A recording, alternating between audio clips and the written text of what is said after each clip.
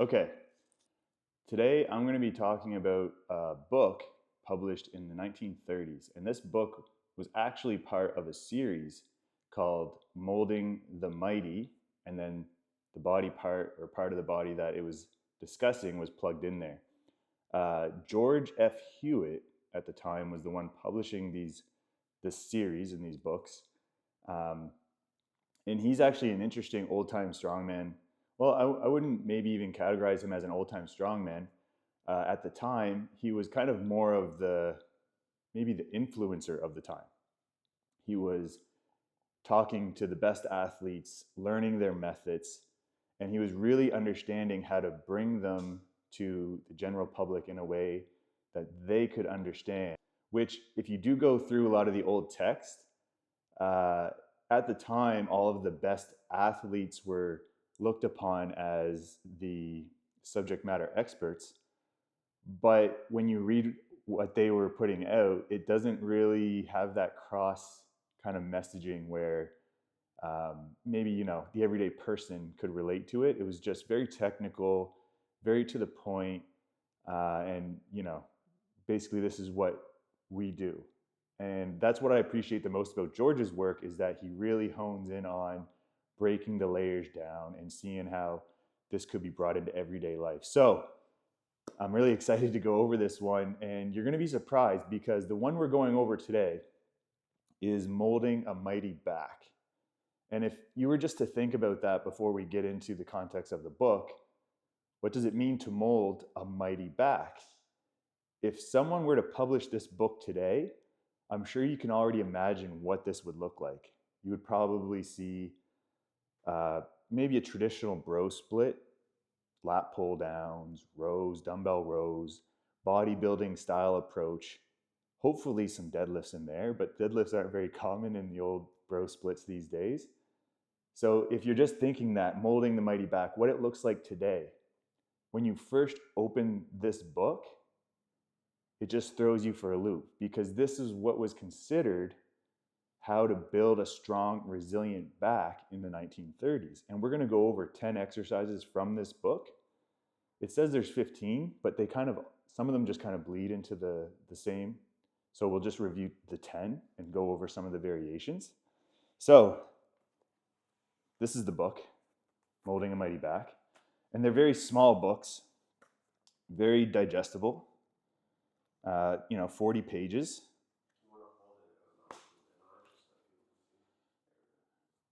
So this is the book, right? 40 pages, very, very easy read, which is nice. And it's part of a series, right? So we have Molding a Mighty Arm, right? Molding Mighty Legs, Molding a Mighty Chest, Molding a Mighty Grip. That's a good one too.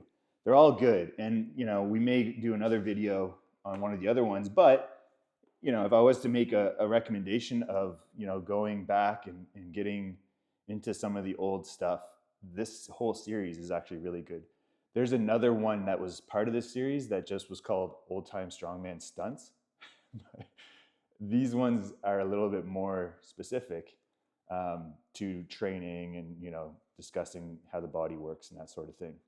So what is good about this book, as you open the first few pages, there's an introduction to how the back functions, breaks down some of the muscles, but what George always was good at was bringing it back to some of the greats that he learned from. So he goes into his early days of seeing Eugene Sandow perform, George Hackenschmidt, Arthur Saxon, and how he studied their methods and came up with these training exercises and variations as a way for learning those things and seeing how he could make them more available and accessible to the everyday person.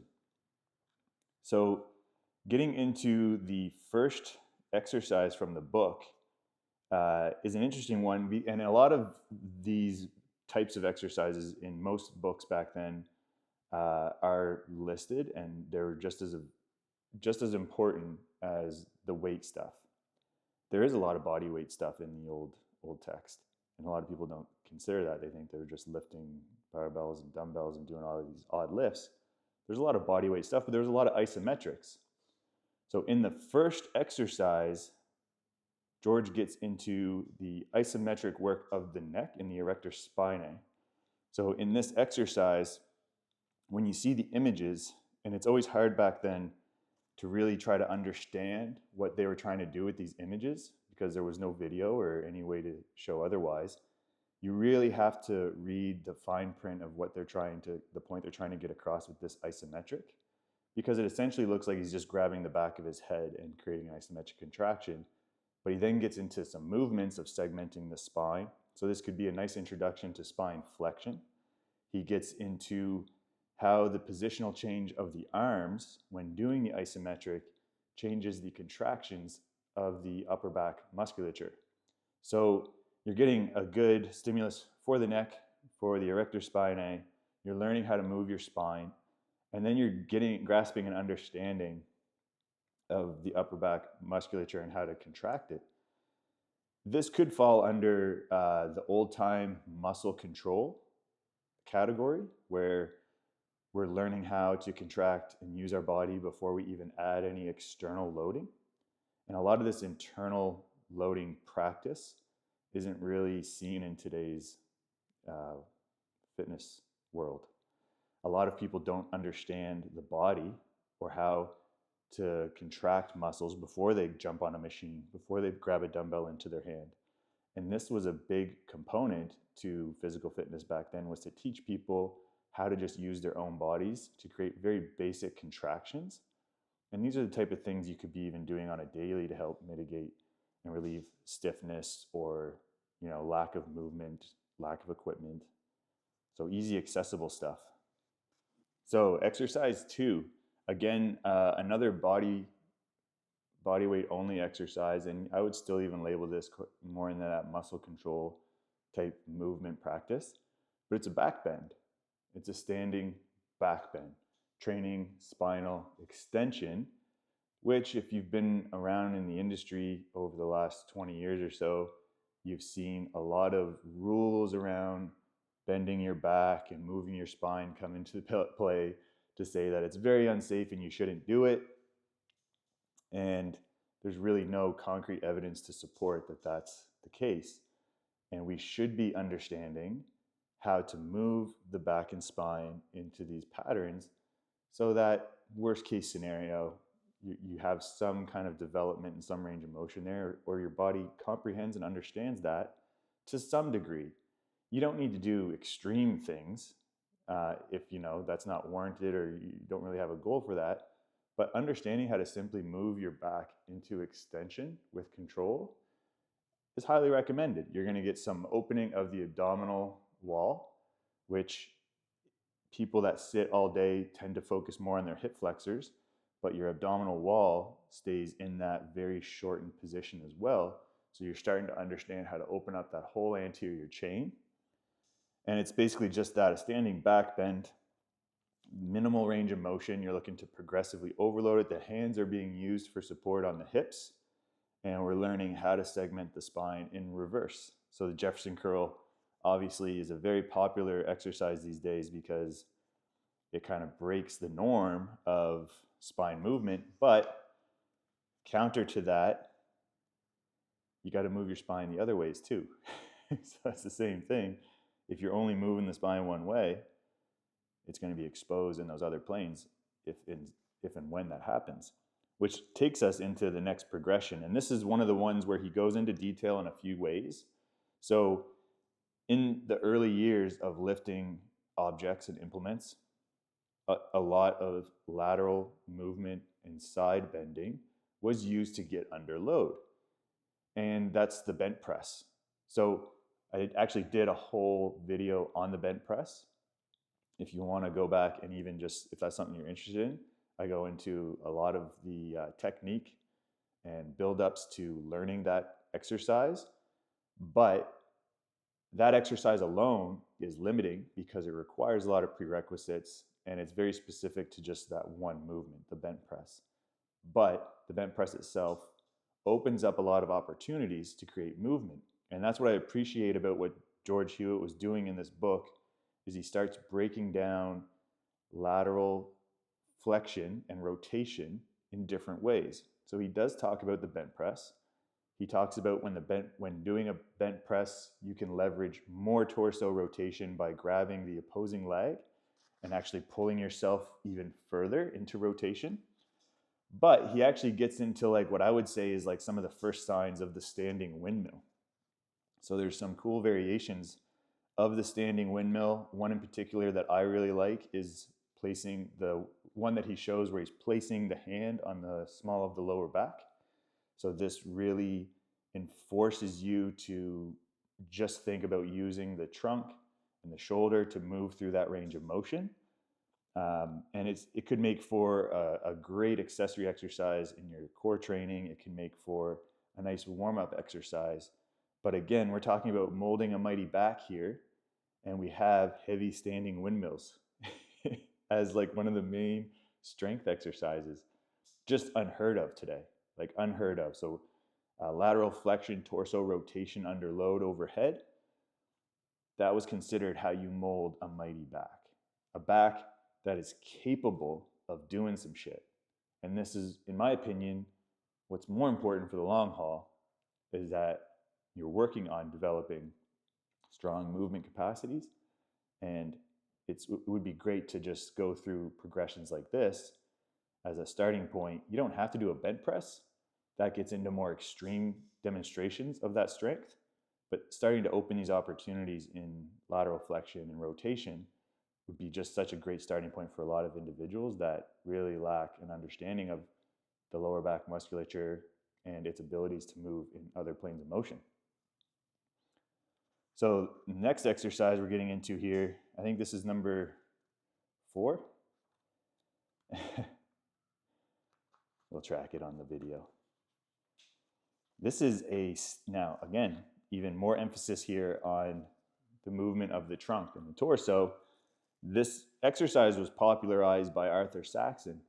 And this is like maybe the first signs of accessory work because there wasn't a lot of accessory work back then. If you read about their training, there was just movements and lifts that they would practice, and they would just get really friggin' strong in those, which is kind of cool if you think about it, because if you were to do that and create a practice like that, do you need a lot of accessory work? You know, if you're creating an integrated movement that trains a little bit of everything, maybe not. If you want to build up muscle to move more weight or just aesthetically, yeah, you probably need a little bit more accessory work. But Arthur Saxon, he was one of the first to start doing standing side bends. So no torso rotation here.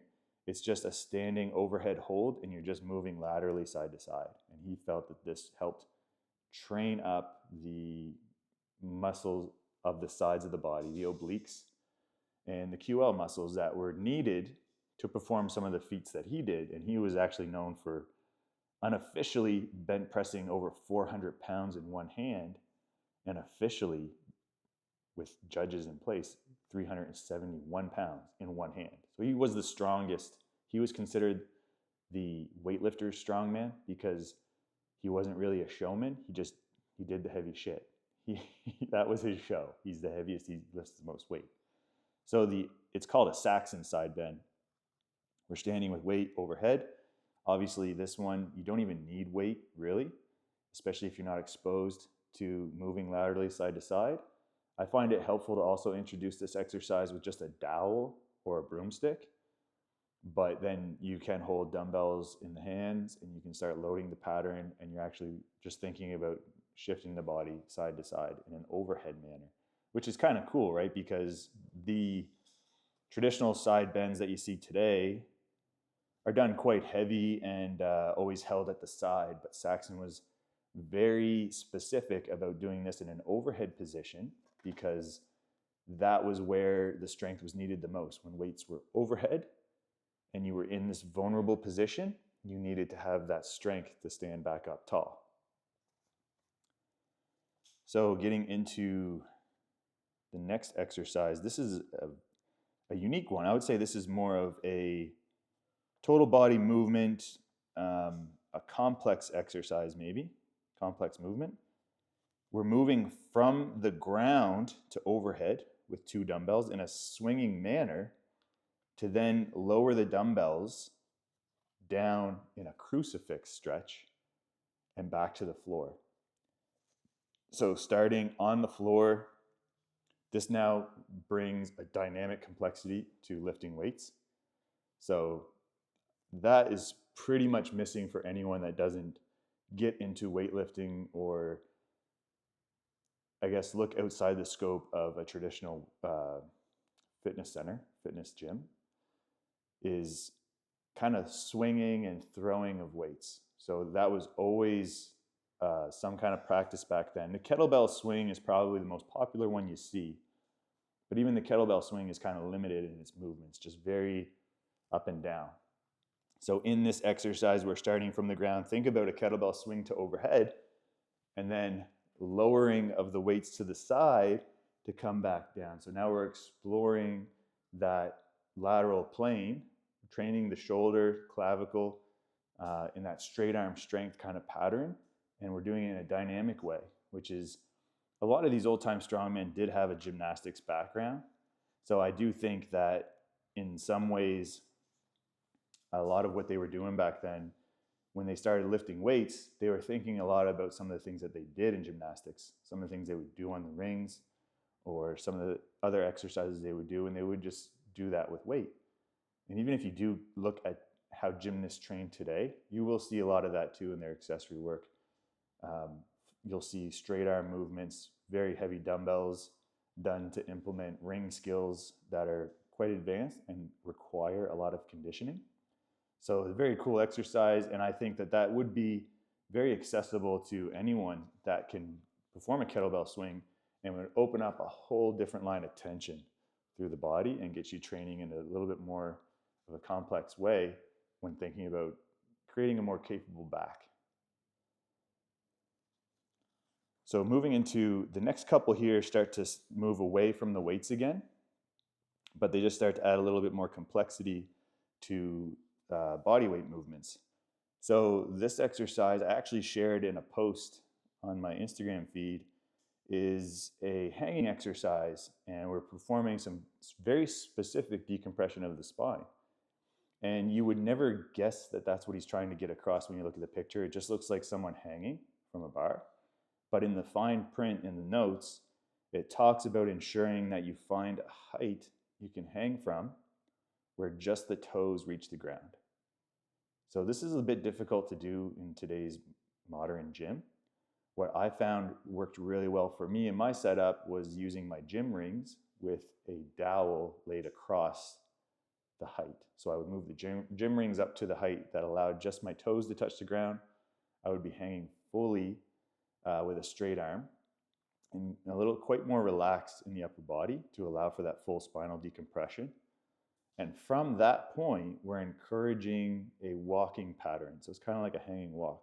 So we're pressing the heel down towards the floor on one side and then switching sides. And I've noticed that playing with this exercise, there certainly was more movement on one side than the other. My left side was quite guarded. It's very common for people today to complain about SI joint being jammed. Whether or not that's actually a thing, there's usually some lack of movement or some stiffness localized to one side of the lower back region. I found that very helpful for me personally, is just really getting that mind muscle connection to understand how to relax that side, and not only relax it, but create movement specifically to that lateral side of my lower back. There's a nice progression from here too, where he also does say and encourage you to try one arm hanging from the toes, and from one arm pressing both heels to the ground. That's quite a bit more of an intense stretch. So I wouldn't recommend that for someone who's not well conditioned in hanging. But there are some good baselines that I implement in my basics program for developing your hang. And one of the goals being to get you comfortably hanging with one arm. So if that was a skill or some kind of strength that you were looking to bring up and become a little more capable with, that would also be a good starting point or something to look into as well. What I really like about the next exercise, and I call it the OG back stretch, is that it introduces very deep spinal flexion. So this is a seated stretch. The knees are bent. The stick is held to the ends of the feet by the hands, and we're creating as much of a stretch through the posterior chain as possible. So we're really rounding out that upper back, and we're pressing the feet, keeping them bent into the stick, while also pulling the dowel towards the midline to create a very strong isometric contraction in spinal flexion, which is a really good entry point for someone who is super guarded and really doesn't know how to move the body in that position. So the Jefferson curl is a nice entry point, but taking someone from standing and asking them to perform a lot of coordination of the spine and hips working together can be quite hard and difficult for people that aren't used to doing that. Putting them in a position where they have to hold and create contractions allows them to feel the stimulus and the muscles working the way we would want them to from the Jefferson curl kind of position. So I do like this one. Again, accessible. You can do it at home. You just need a stick, and you can alleviate resting tension you're feeling through the back. Now, how much should you do? These books weren't very specific on prescription. It's kind of like, just do it till you feel good. Do it till you feel like it's enough. Do it till it gets hard. Like, there isn't real specifics on it. But if we implement what we know now about a lot of these things, time under tension in static positions, if we are intermediate beginner, 30-second kind of range would be ideal, 30 to 60. So creating bouts of 3 to 4 contractions with relaxations in between would be good. On some of these other movements that are so much more outside the norm of what you're used to doing, probably staying in a 3 to 5 rep range and considering it more of practicing and working on coordination would be the goal, rather than like trying to do as many reps as possible and get a pump. It's like, this is more movement-based kind of specifics. In the last couple exercises here, we get into some more muscle control work. So this is an interesting one where these next two are actually very specific to scapular muscle control. So your scapula has the ability to upward and downward rotate, retract, protract, move in all these planes. And a lot of these old-time muscle control exercises we're trying to teach you that. So this one looks like a one-hand neck isometric, like one of the first exercises we did in the video. But what's happening here is the scapula is being positioned in such a way where it reaches forward and elevates to its highest height, where it then retracts the elbow back and down. So it's basically a scapular circle while isometrically holding your hand on top of your head. So cool variation, because again, trying to teach people scapular circles or movements is quite hard with implements. I find this one to be quite good in that your hand is placed on your head and you can really feel what's happening. The elbow reaches forward as far as possible and protracts the scapula. It then opens up, flares out to the side, where it then elevates above the head and back down and around. So a really nice one. And again, the accessibility and the effortless approach here is what I appreciate, because if you do 10 reps of that, you're going to feel it. And you're just sitting at home at your table or watching TV, and all of a sudden you have a really nice stimulus for your scapula. The next one is my favorite, I think, because it shows the first signs of the Gson Shrug.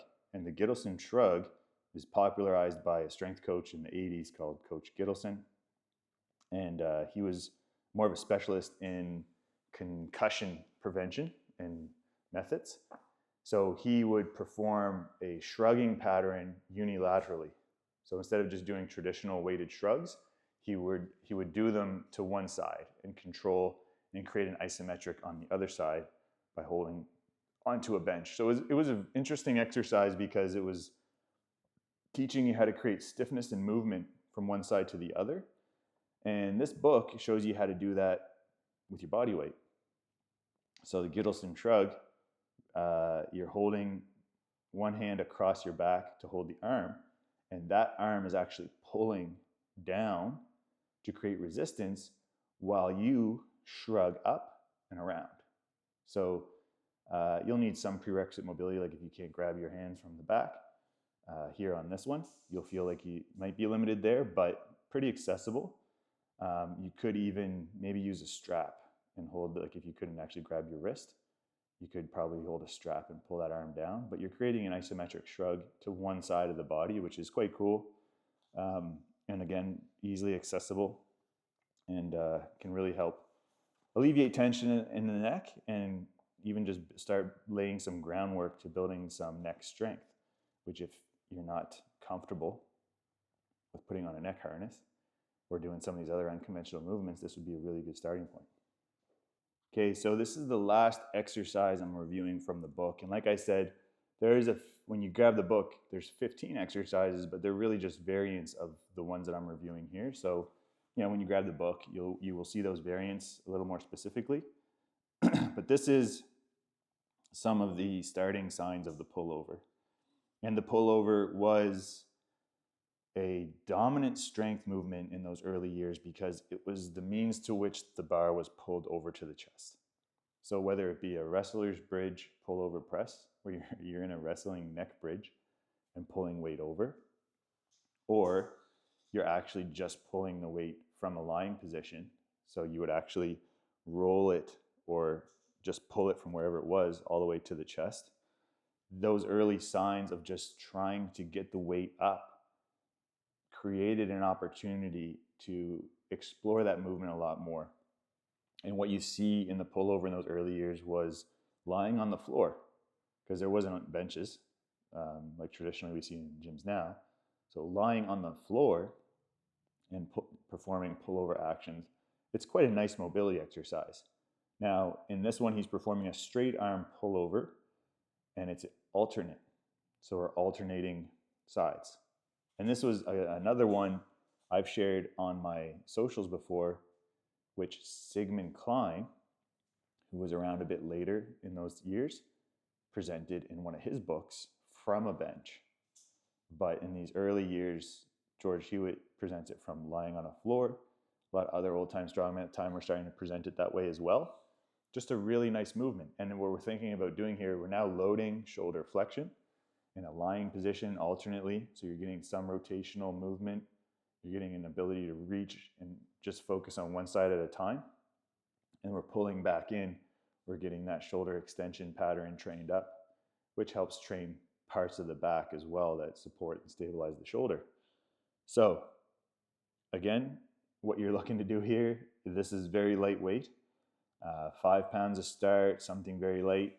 Think more about nourishing the movement. If you wanted to go heavy on these, this could be something that you could explore from a bench, which would create a greater deficit and a bigger stretch to focus from.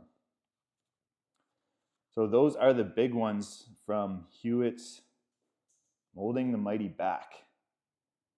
And on the back of the book, it says, get all 6 books in the Molding Mighty Men series, which is cool. All the books are great. This one really stands out. Like I said, it's not what you think inside most of these books, especially if you're looking to just break the norms of what we do in the gyms now, or if you've recently just realized that a lot of the dogma around movement and safe back lifting is actually garbage. And a lot of the old text brings us back to what we are truly capable of and how to explore those movements. So I highly recommend that book. For digging into more of like the stuff that I do and teach and the variants of these things, that can be found on the membership. In the training app alone, there's add-ons to try some old-time lifts, but there is also a component of the membership that gets into course learning of old-time strongman training and how some of those teaching methods can be modernized and brought into more of how we practice and train today for the everyday person. That's it for today. Thanks for watching.